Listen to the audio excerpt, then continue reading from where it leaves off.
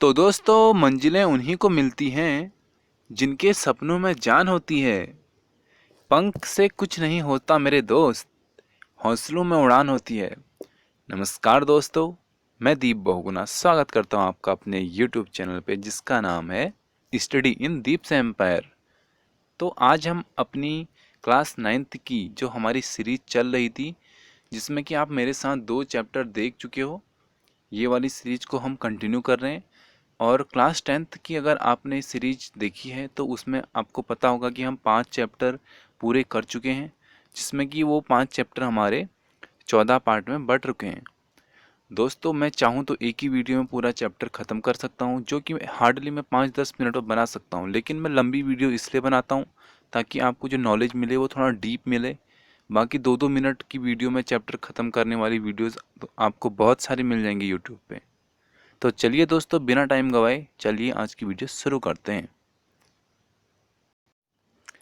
आप 2 चैप्टर मेरे साथ देख चुके हो, जिसमें से कि हमने एक चैप्टर ये देखा था, क्या हमारे आसपास के पदार्थ शुद्ध हैं। और मेनली हमने जिसमें कि पदार्थ की प्रॉपर्टीज़ हमने देखी थी कि क्या क्या उसके गुणधर्म होते हैं, क्या उसके रासायनिक गुणधर्म, भौतिक गुणधर्म होते हैं। और आज के चैप्टर में हम आपको बताएंगे परमाणु और अणु।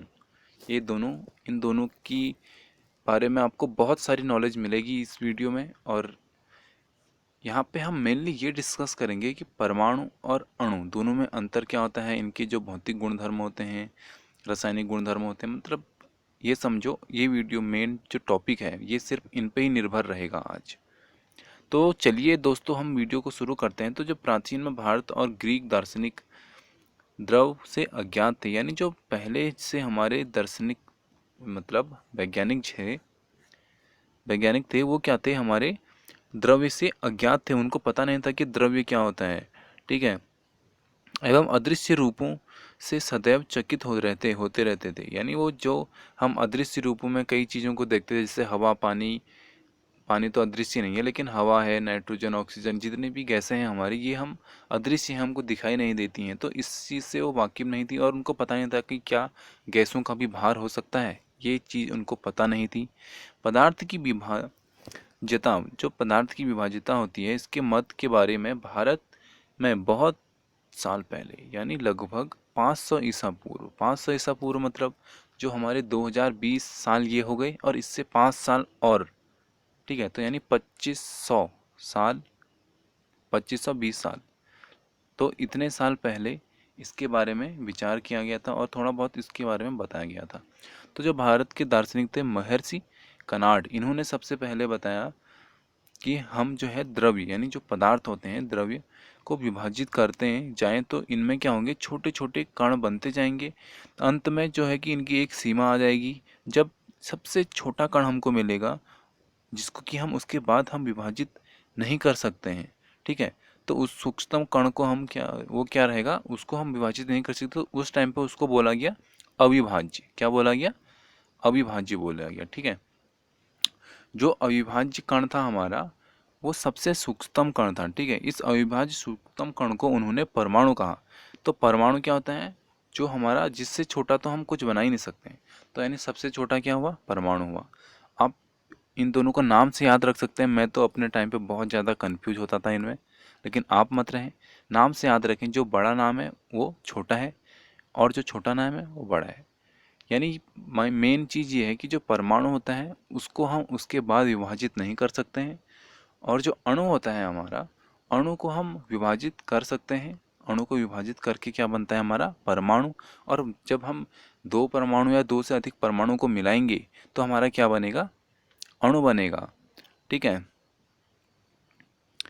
इस मत को विस्तृत रूप से समझा गया और कहा गया कि ये जो कण होते हैं सामान्यतः संयुक्त रूप में पाए जाते हैं, जिन्हें हम द्रव्यों में भिन्न भिन्न रूपों में प्रदान करते हैं, प्राप्त करते हैं। तो ये जो बाद में इस पे और भी डिस्कवरी हुई, तो इन डिस्कवरी में बताया गया कि जो हमारा कण होता है वो क्या होता है कि संयुक्त रूप से बना जाता है, यानी उसमें हमारे भिन्न भिन्न कण मिलके बनते हैं। यानी जब हम छोटे छोटे परमाणुओं को मिलाएंगे तब हमारा जो बनेगा वो हमारा कण होगा, और ये कण ही क्या था? हमारा, इस कण को ही हम अणु बोलते हैं, ठीक है। तो हम सबसे पहले अगर अपनी सबसे पहली हेडिंग देखें तो इसमें जो दे रखी है वो दे रखी है कि रासायनिक संयोजन के जो नियम हैं। अब जो हमने संयोजन किया इसके भी बहुत सारे नियम हैं, तो इसमें से हम जो बहुत सारे नियमों में से कुछ कुछ नियम इसमें देखेंगे, और जिसमें से कि द्रव्यमान संरक्षण का नियम भी एक बहुत इम्पोर्टेंट है, ये भी हम देखेंगे कि क्या होता है द्रव्यमान संरक्षण का नियम। ये तो आपको बहुत ज़्यादा काम आने वाला है, इसलिए इसको तो आप देखें। तो जो हमारे लवाइजिए क्या हैं कि हमारे एक वैज्ञानिक हैं, और जेसप एल प्राउस्ट जो हैं ये भी हमारे क्या हैं, दोनों एक वैज्ञानिक हैं। ठीक है, ये दोनों साथ में ही काम करते थे। ने बहुत अधिक प्रायोगिक कार्यों के पश्चात रासायनिक संयोजन को निम्नलिखित दो नियम प्रतिपादित किए हैं। ठीक है, तो यानी इन्होंने जो संयोजन रासायनिक संयोजन के कितने नियम दे रखे हैं, दो नियम दे रखे हैं। ठीक है, तो दो नियमों में से जो हमारा पहला नियम है वो है हमारा द्रव्यमान संरक्षण का नियम। जब रासायनिक परिवर्तन यानी रासायनिक अभिक्रिया संपन्न होता है, तब जो हमारा द्रव्यमान में क्या परिवर्तन होता है उसको हम यहाँ से समझेंगे। ठीक है, तो एक मेनली इन्होंने एक क्रियाकलाप दे रखा है, आप इस क्रियाकलाप को देख लें। मैं आपको इस क्रियाकलाप का निष्कर्ष बताता हूँ। ठीक है, कि जो हमने क्रियाकलाप किया उसमें जो निष्कर्ष निकलेगा वो मैं आपको बताता हूँ। तो यहाँ पे हमारा जो निष्कर्ष निकलता है वो बहुत ज़्यादा इम्पोर्टेंट है, और वो ये है कि जो हमारा द्रव्यमान संरक्षण के नियम के अनुसार किसी भी जो हमने रासायनिक अभिक्रिया करेंगे, कौन सी अभिक्रिया करेंगे, रासायनिक अभिक्रिया। ठीक है, तो उसमें क्या है, जो हमारा द्रव्यमान का ना तो सृजन होता है और ना ही विनाश होता है। तो द्रव्यमान यानी जो हमारा वेट होगा उसका ना ही हम सृजन कर सकते हैं, मतलब ना ही हम उसको बना सकते हैं, ना ही बिगाड़ सकते हैं। यानी जो हमारी ऊर्जा रहेगी वो मेनली क्या होगी कि एक ही, जितनी है उतनी ही रहेगी। ठीक है, जो है उसमें ऊर्जा उसको हम या तो दूसरे रूप में परिवर्तित कर सकते हैं, ये पॉसिबिलिटी है। लेकिन जो ऊर्जा है उसको हम ख़त्म नहीं कर सकते हैं, यानी हम उसको विनाश नहीं कर सकते हैं। ठीक है, और ना ही हम ऊर्जा को अपने आप से बना सकते हैं, हम बना भी नहीं सकते हैं। हम बस ये कर सकते हैं कि एक एक फॉर्म से दूसरे फॉर्म में उसको ट्रांसफ़र कर सकते हैं। जैसे कि आप इसका एक नॉर्मल एग्जांपल अगर मैं आपको हमारे घर का, आपने अपने घर में नॉर्मली फ़ोन देखा होगा, तो जो हमारा फ़ोन होता है उस पे जो हम चार्जर लगाते हैं, ठीक है, तो हमने लाइट लगाई, तो ऐसा नहीं कि हमने लाइट उसके अंदर डाली है, हमने उसको चार्जर पिन के थ्रू उसमें कम वोल्टेज डाली है, और जो कि स्टोरेज हुआ। ठीक है, तो यहाँ पे जो स्टोरेज हुआ वो इलेक्ट्रिसिटी का जो एक एक पॉइंट से दूसरे, एक वे से दूसरे वे में वो गई हमारी इलेक्ट्रिसिटी, यानी जो हमारी बिजली थी वो एक माध्यम से दूसरे माध्यम में गई, तो यानी बिजली ख़त्म नहीं हुई है, तो वो बिजली क्या हुई है, हमारी उपयोग में आई है। ठीक है, तो यहाँ पे यही कहना चाहता हूँ कि जो हमारी बिजली है, मतलब जो भी हमारी द्रव्यमान संरक्षण का जो नियम है वो यही कहता है कि रासायनिक अभिक्रिया जो होगी वहाँ पे हम ना ही सृजन कर सकते हैं और ना ही विनाश कर सकते हैं ऊर्जा का। ठीक है, और जो हमारा दूसरा नियम है ये भी बहुत इम्पोर्टेंट है, और ये क्या है, हमारा स्थिर अनुपात का नियम। कौन सा नियम है, स्थिर अनुपात का नियम। तो जो हमारे लवाइजिए थे, लवाइजिए कौन थे ये हम देख चुके हैं। ठीक है, और इनके बारे में अभी हम पढ़ेंगे भी। और जो हमारे कुछ और वैज्ञानिक थे, इन्होंने एक बात पर प्रकाश डाला कि कोई भी यौगिक दो या दो से अधिक तत्वों से निर्मित होता है। तो जो हमारे यौगिक होते हैं वो क्या होते हैं, दो या दो से अधिक तत्वों से निर्मित होता है। यानी एक तत्व क्या होगा, हमारा यौगिक नहीं बना सकता है, उसके लिए हमको दो तत्व जरूरी चाहिए या उससे ज़्यादा चाहिए। ठीक है, इस प्रकार प्राप्त यौगिकों में इन तत्वों का अनुपात स्थिर होता है, चाहे इसे किसी भी स्थान से प्राप्त किया गया हो। तो जो यहाँ पे इनका जो अनुपात होता है, अनुपात मतलब रेशियो, 1/1 का रेशियो मतलब बराबर। तो जो ये रेशियो है तो ये कितना होगा, स्थिर रहेगा। स्थिर रहेगा मतलब यहाँ पे अगर कोई हम एक चीज़ डाल रहे हैं तो हमको उसका जो रेशियो इधर आके मिलेगा वो भी हमको एक ही मिलेगा। ठीक है, चाहे इसे किसी स्थान से प्राप्त किया गया हो अथवा किसी ने भी इसे बनाया हो, चाहे आप वो हम किसी स्थान से प्राप्त करें या हम उसको खुद बनाएं, तो इस ये मैटर नहीं रखता है। ठीक है, यौगिक जल में हाइड्रोजन एवं ऑक्सीजन के द्रव्यमानों का अनुपात सदैव 1:8 होता है। तो जो हमारा यौगिक है, यौगिक कौन सा यौगिक, जल, जल क्या है हमारा, यौगिक है, ठीक है। जल हमारा यौगिक है। जल क्यों यौगिक है, क्योंकि इसमें दो ऑक्सीजन और हाइड्रोजन, दो हमारे एलिमेंट तत्व इसमें मिले हैं, दो गैसें मिली हैं, तब हमारा हाइड्रोजन और ऑक्सीजन को मिलाने के बाद क्या बना, जल बना। तो जो इनका द्रव्यमान होगा यानी जो इनका भार होगा वो कितने होगा, 1:8, यानी 1:8 की इनकी रेशियो में हमारा हमेशा ही ये रहेगा, ठीक है। ये रेशियो हमेशा कांस्टेंट रहता है। तो इसी रेशियो के अकॉर्डिंग हम हाइड्रोजन और ऑक्सीजन को बांटते हैं। तो यानी इसमें 8 जो होगा वो हमारे ऑक्सीजन होंगे। तो यानी 8 अणु अगर हम ऑक्सीजन के मिलाएंगे और एक अणु तब हम अगर उसमें हाइड्रोजन का डालेंगे तो हमको क्या मिलेगा, पानी मिलेगा, चाहे जल का स्रोत कोई भी हो।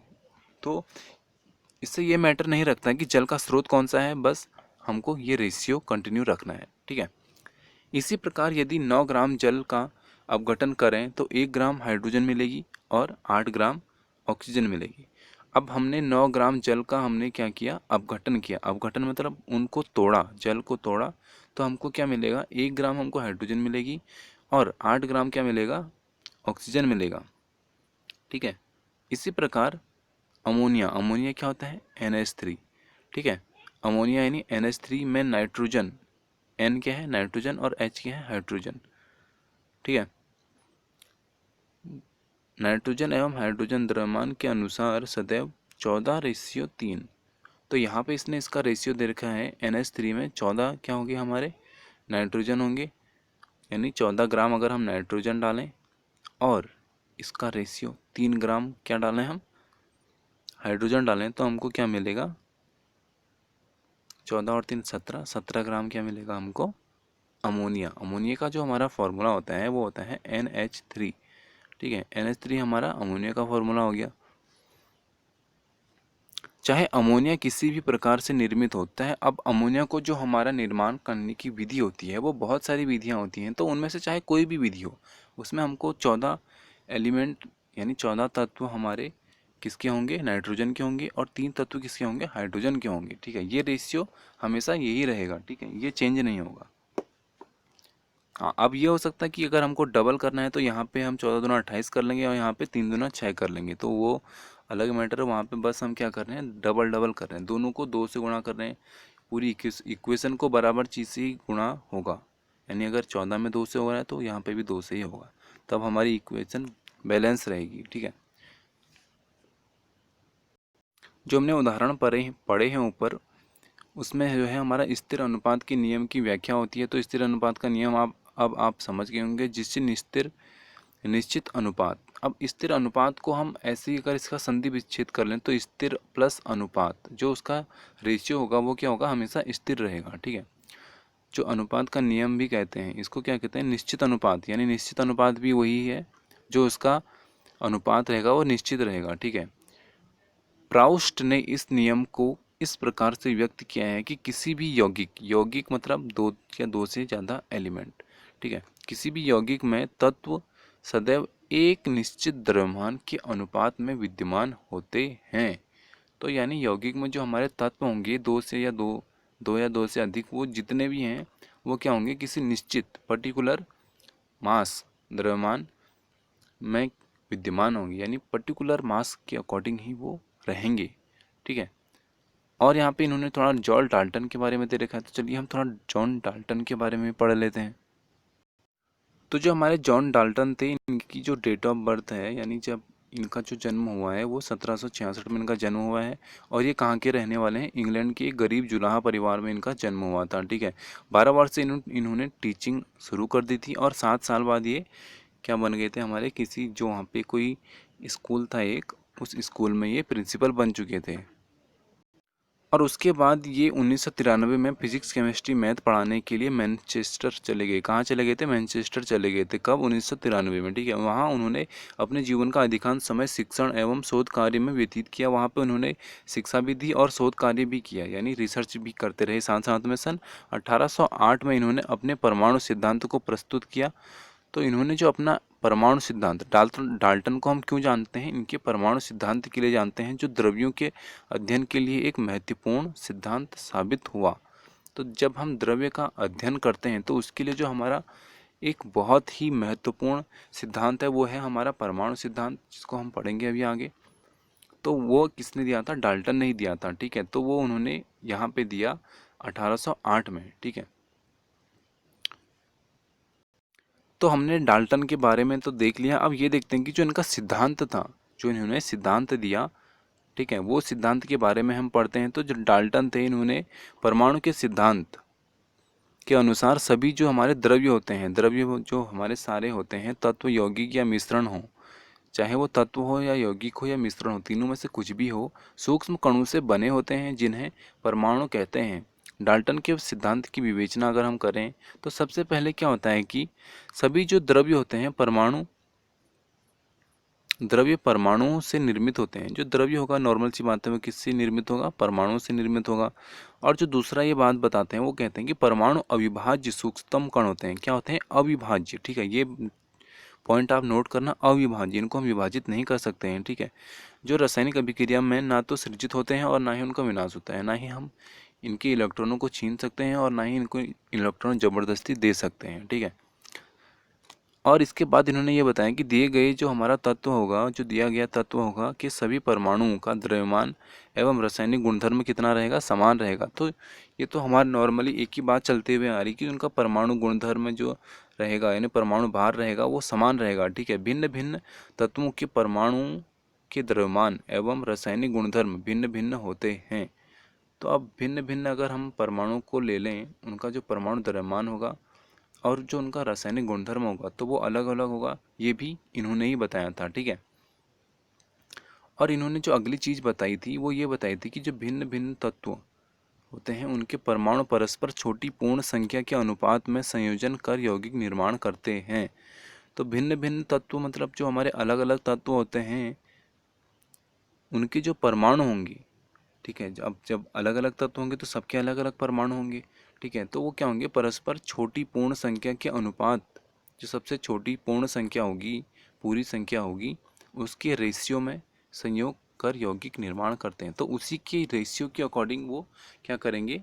अपना यौगिक बनाएंगे। जो जैसे कि अभी हमने NH3 देखा था और जल का देखा था, तो ये वहीं से रिलेट करो आप, ठीक है। किसी भी यौगिक में परमाणुओं की सापेक्ष संख्या एवं प्रकार क्या होते हैं? निश्चित होते हैं। तो अगर हम किसी भी यौगिक को ले लें तो उसमें क्या होगा? हमारा परमाणु की सापेक्ष संख्या, यानी जितनी भी उसकी संख्या होगी, और जो उसका प्रकार होगा, यानी किस टाइप का परमाणु है, ठीक है, तो वो क्या होगा? हमारा निश्चित होगा। तो ये थे हमारे डाल्टन। डाल्टन ने जितने भी हमारे सिद्धांत दिए थे वो हम पढ़ चुके हैं। मेनली यही हैं, और भी हैं, लेकिन क्या है कि हम मेन ये पढ़ते हैं। बाकी उन्होंने ये जो दिया था सिद्धांत, वो उसमें या तो कुछ त्रुटियाँ आ गई थी, और या कुछ और प्रॉब्लम्स आ गई थी, ठीक है। तो और कल यहाँ पे करते हैं इस वीडियो को समाप्त। कल की वीडियो में हम ये पढ़ेंगे परमाणु क्या होता है, परमाणु कितना बड़ा होता है, अणु के बारे में, ये सब कुछ हम देखेंगे, ठीक है। तो चलिए दोस्तों, यहाँ पे करते हैं वीडियो को समाप्त। अगर आपको ऐसी और वीडियो चाहिए तो हमारे चैनल को सब्सक्राइब करना मत भूलें। जय हिंद, जय भारत दोस्तों।